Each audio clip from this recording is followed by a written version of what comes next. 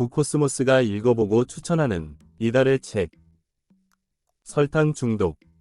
베릴 지오프리 지음. 북키. 설탕은 어떻게 우리 몸을 망치는가? 장은 면역계의 80%, 신경계의 80%를 차지하며 두 번째 뇌라고 여겨진다. 장에는 수조 마리의 세균이 살고 있는데 이런 장내 미생물은 신체가 기능하는 데 필요한 신경전달 물질을 생성한다.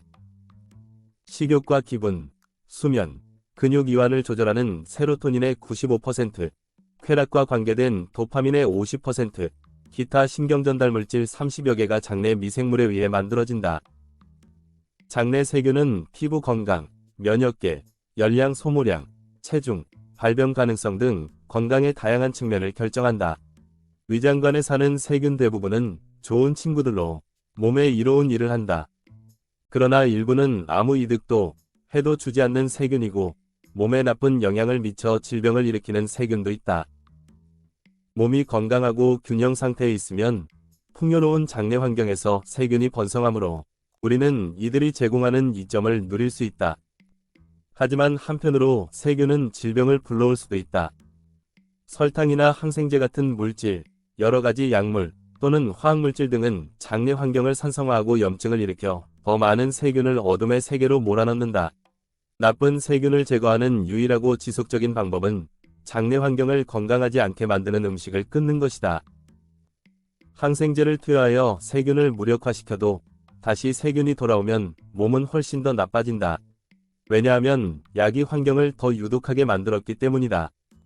따라서 약을 끊고 환경을 유지, 관리해야 한다.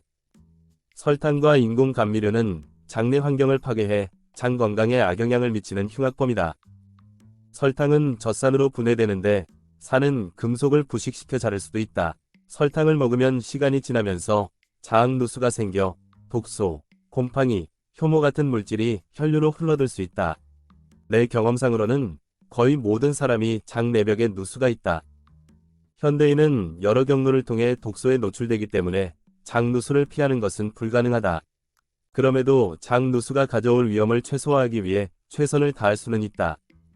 환자들의 혈액을 현미경으로 관찰해보면 혈액세포 안에 있는 이 침입자들이 보인다. 이 독성 입자들은 혈중 산성도인 pH 균형을 떨어뜨린다. 몸에서 가장 중요한 수치인 pH는 7.35에서 7.45 사이, 이상적으로는 7.4로 엄격히 조절되어야 한다. 위로든 아래로든 이 범위에서 크게 벗어나면 사망에 이른다. 그래서 혈중 pH 균형이 흐트러질 때 인체는 뼈, 근육 등에서 미네랄을 빼내어 pH 균형을 복구하려고 온갖 노력을 기울인다. 수영장의 pH가 낮아지면 어떻게 될지 상상해보라. 모기가 꼬이고 이상한 녹조가 피어나기 시작할 것이다. pH 균형이 깨지면 우리 몸 안에서도 같은 일이 일어난다. 내부에서부터 녹슬고 썩어가는 구정물 웅덩이가 된다. 당의 광범위한 위험 중 하나는 당화라는 과정에 이바지한다는 점이다.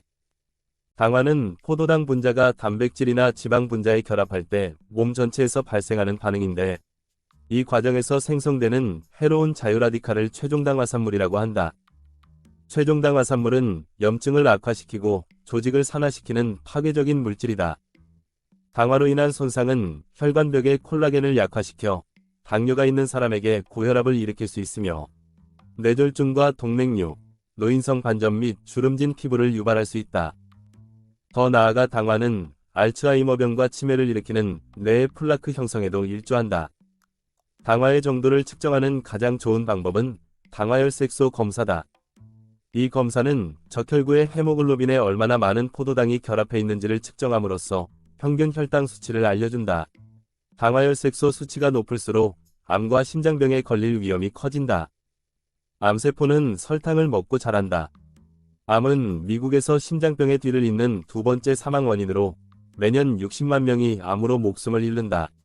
그런데 암은 설탕을 좋아한다라는 말을 들어본 적 있는가?